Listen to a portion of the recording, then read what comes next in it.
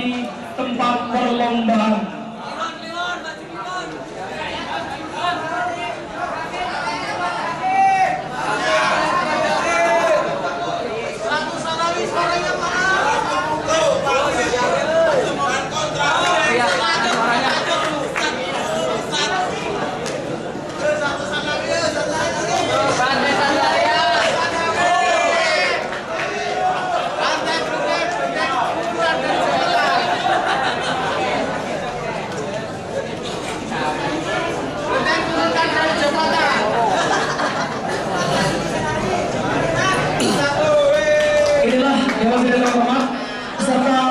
Perlombaan pada siang kali ini dari Pro kelas 1 Senawiah dan Kontra dari 1 Alia.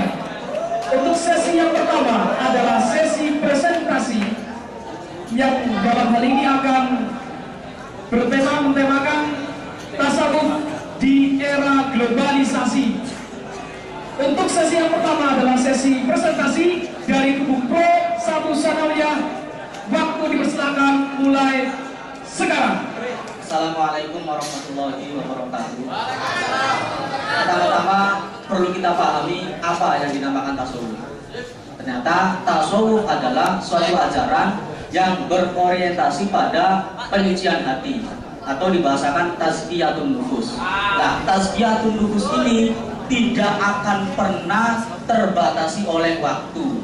Entah itu pada era globalisasi ataupun pada era-era sebelumnya akan tetap selalu relevan. Dengan pertimbangan yang pertama, karena tasawuf pada dasarnya adalah menggiring kita untuk menggapai kebahagiaan yang hakiki. Ini sesuai dengan firman Al-Quran, qad aflaha man zakkaha wa qad khaba man dassaha. Sungguh benar-benar bahagia orang yang mampu menyucikan hatinya. Nah, jadi kalau dikatakan yang namanya tasawuf tidak relevan lagi pada era globalisasi, sangat tidak mungkin. Karena Al-Quran telah mengatakan begini, yang namanya Al-Quran selalu relevan di setiap zaman.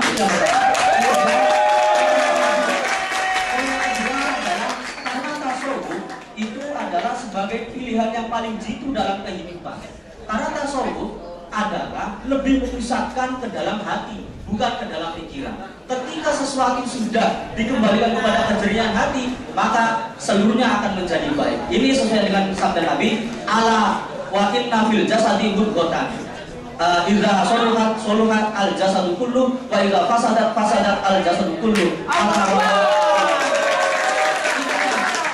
Bahwasanya di dalam jasad itu terdapat segumpal darah, yang mana ketika itu baik maka semuanya jasad akan menjadi baik, dan ketika itu rusak maka semua jasad akan menjadi rusak. Nah, maka konsekuensi yang paling logis adalah ketika kita mau menantang atau mau menghadapi era globalisasi ini, setelah kita menyadari keterbatasan waktu kita, maka kita secara otomatis akan langsung berpindah kepada hati, penjerihan hati, supaya kita tidak kalah oleh era globalisasi ini. Dan inilah relevansi tasawuf di era globalisasi.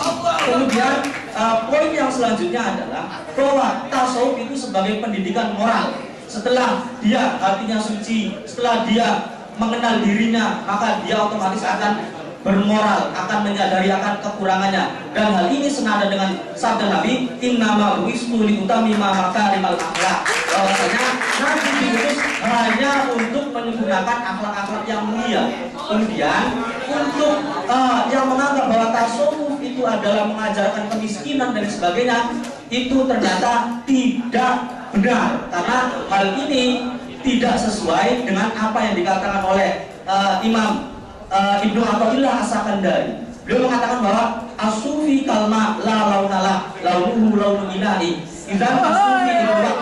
Dan namanya sufi, yang namanya penganut tasawuf itu seperti halnya air, tidak ada warnanya, warnanya tergantung wadahnya. Jadi yang namanya tasawuf itu dinamis, dimanapun tempatnya bisa, karena tasawuf adalah mengedepankan batin, bukan mengedepankan zahir. Bolehlah orang suci memiliki Avanza, semisal atau memiliki Alphard, memiliki Mercy, monggo, tidak apa-apa. Yang penting hatinya tidak condong kepada dunia, hatinya tidak cinta kepada dunia. Ini yang sebenarnya adalah tasawuf selalu relevan di dalam setiap zaman. Ketika orang sudah memiliki fondasi tasawuf, maka dia akan selalu percaya diri karena hatinya sudah jernih. Hal ini sesuai dengan firman Allah, la tai'asu an rahmatillah, jangan berputus asa dari rahmat Allah. Jadi selalu tidak akan putus asa. Terima kasih kepada Guru Pro. Tepuk tangan kepada Guru Pro. Untuk selanjutnya presentasi dari kubu kontra yang dalam kali ini disampaikan oleh kelas 1 Alia. Kepada kelas 1 Alia, waktu dipersilakan. Assalamualaikum warahmatullahi taala wabarakatuh. Kami merasa bahagia, kami memahami bahwasanya di era modernisasi ini tasawuf harus ditiadakan. Sebab tasawuf itu hanya menyebabkan kemunduran Islam itu sendiri. Bila kita membahas tentang tasawuf, apa yang ada dalam poin-poin tasawuf di sana sangat bertentangan dengan era global di mana kita dituntut untuk bersaing dengan siapapun untuk mengambil keuntungan dan sebagainya, karena itu era global. Tetapi ketika kita tasawuf, kita dibenturkan dengan masalah zuhud, di mana orang itu harus menganggap dunia jelek, pangkat jelek, politik jelek, semuanya jelek. Bagaimana mungkin Islam bisa maju bila diajarkan hal-hal yang berpotensi untuk mengembangkan agama Islam sendiri, malah dikatakan itu sebuah larangan. Yang kedua, tasawuf bila kita tetap kita ajarkan, ini akan berdampak pada kemunduran ilmiah atau intelektual muslim itu sendiri.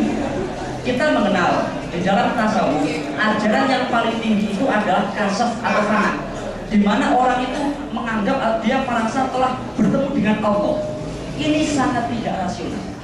Bagaimana mungkin orang biasa karena dia melalui jalur tasawuf, dia seakan-akan dia bertemu dengan Allah atau dia bisa berinteraksi dengan Allah.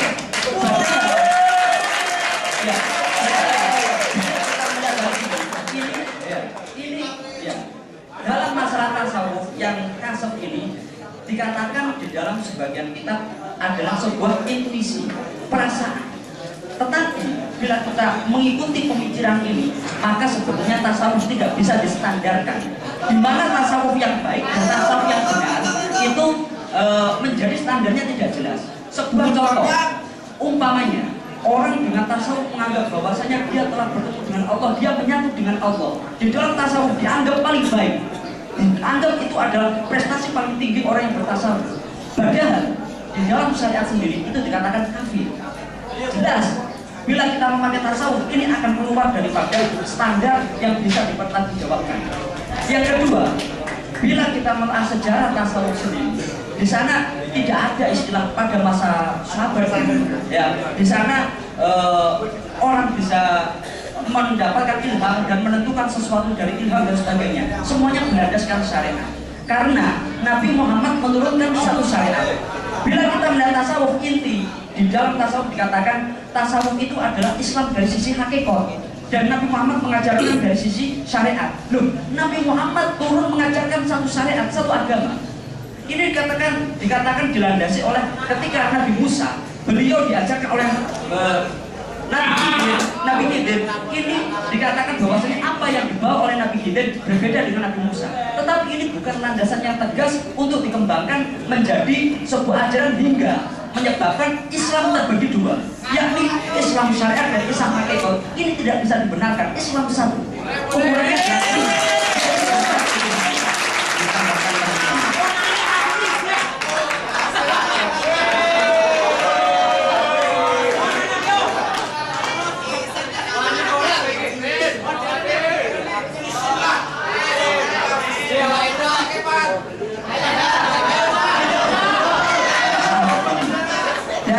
bila kita mau menelaah tentang tasawuf, maka akan ada kemunduran dari 4 sisi yang sangat potensial untuk menjadi kemajuan Islam.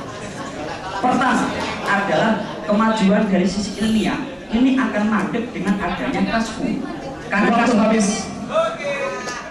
Luar biasa sekali presentasi dari kubu satu Alia. Melanjut kepada sesi yang kedua adalah sesi adu argumen.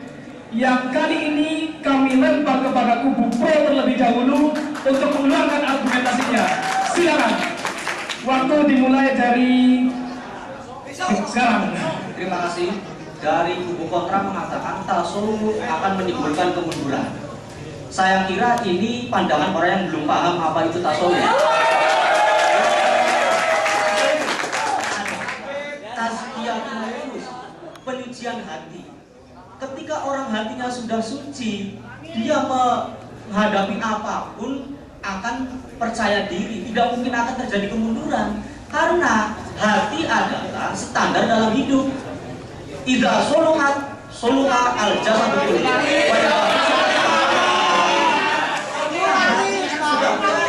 Hati itu sudah jernih, niscaya dia akan baik semuanya. Jasadnya akan baik, menghadapi tantangan hidup akan lebih berani.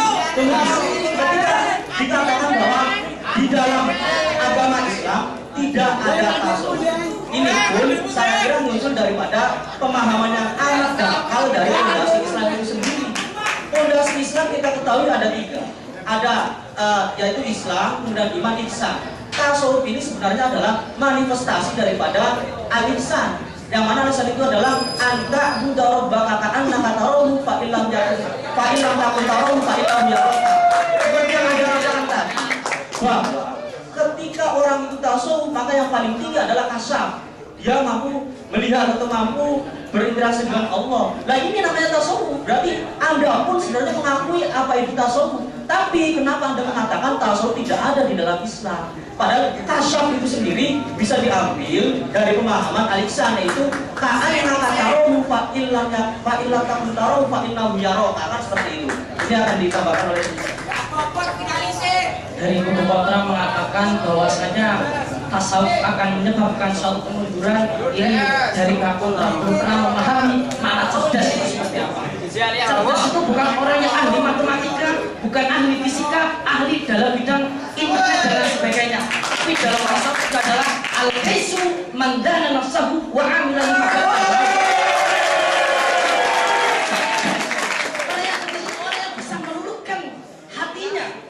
dan juga bisa beramal untuk perbuatan yang terhadap yang telah mati, amal-amal yang telah mati. Dan ini kambing amali yang tasyarru bisa diamali dunia wa yasiru muslimina fi amali akhirah.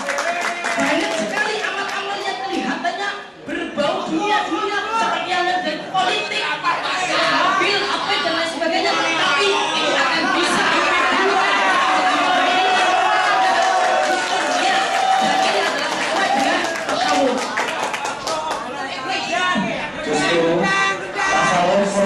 solusi dari masalah krisis multidimensi yang sedang dirasakan oleh manusia. Politik contohnya, nama politik sudah tercoreng oleh politikus yang haus dunia.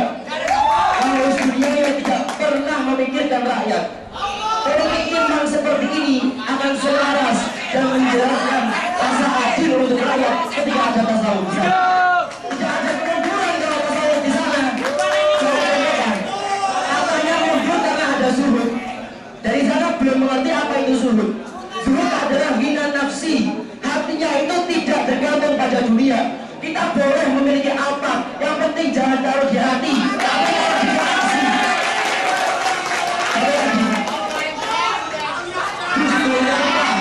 Ketika yang duduk di kursi DPR ini para sufi, saya yakin di sana tidak akan ada korupsi.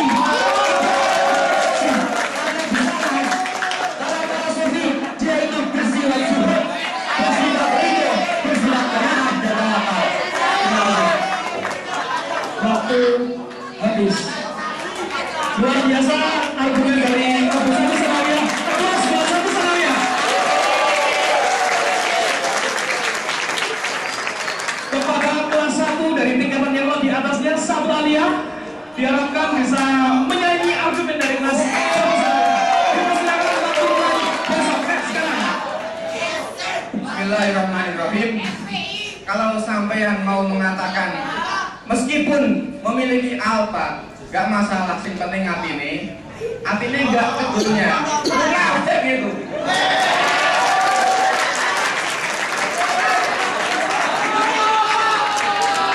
Kita ini ya, kita hidup di era yang sedemikian gemerlap ini. ini. Banyak orang bodoh yang mau mengatakan hatinya tetap gak tergantung dengan dunia meskipun memiliki dunia. Itu satu. Kemudian dalam permasalahan Al-Kais tadi, Anda itu jangan menafsiri kata cerdas dari klaim sepihak. Artinya, kalau definisi itu Anda terapkan di dunia perkampusan perkuliahan, nggak akan diterima. Apakah Anda setuju ketika dengan definisi begitu Anda nggak diterima? Artinya definisi Anda itu tidaklah jamek manek secara usuliyah, dan itu sama sekali tidak relevan. Untuk yang selanjutnya dalam permasalahan penguatan lebih lanjut, artinya begini, kita tahu dalam sejarah tasawuf dulu zamannya Al-Ghazali sangatlah terkenal dengan ilmu kedokteran dan ilmu sebagainya itu. Tapi saat Al-Ghazali memunculkan konsep tasawufnya itu, maka dunia itu seolah runtuh. Dunia keinginan seolah runtuh. Kenapa? Karena dengan satu kezuhudan, orang-orang lebih memilih akhirat tanpa memikirkan dunia. Padahal kita tahu di ayat Al-Quran atau apa itu, janganlah kalian meninggalkan bagian kalian dari dunia. Artinya meskipun ya kita tidak perlu tasawuf di era modern ini, karena sama sekali tidak relevan dengan keterangan saya yang tadi. Tadi saya mengingat bahwasanya kami sebagai tasawuf aliyah tidak memahami konsep tasawuf. Tetapi bila kita cermati apa yang dituturkan oleh dari adik kami kelas 1,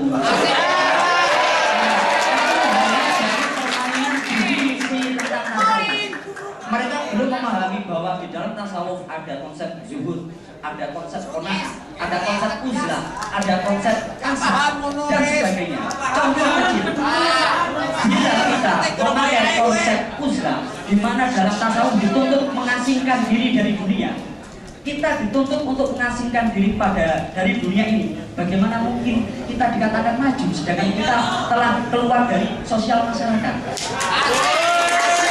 Yang kedua, bila kita memakai konsep tasawuf, di sana dikatakan zuhud adalah hal yang meskipun baik seakan-akan tasbiyatun nafsi, tetapi secara aplikasinya ini akan bertentangan dengan rasyid. Sebab ketika Anda mengenal tasawuf yang terkait dengan zuhud, di sana dikatakan kaya itu jelek, ataupun cinta dunia itu jelek, cinta dengan pemerintah ataupun pangkat itu jelek dan semuanya. Kalau memang ini betul-betul menjadi pribadi setiap muslim, apa jadinya? Siapa yang menjadi pemimpin? Yang ketiga, mereka selalu mengatakan bahwasanya hati adalah paling utama. Jelas. Dalam masalah kita ada dikatakan waktu habis. Makasih. Luar biasa dari kakak kelas.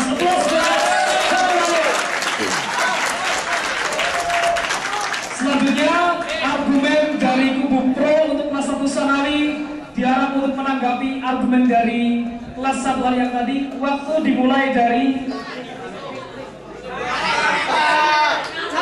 ternyata break terlebih dahulu. Waktu kami berikan kepada Dewan Juri sepenuhnya. Silakan.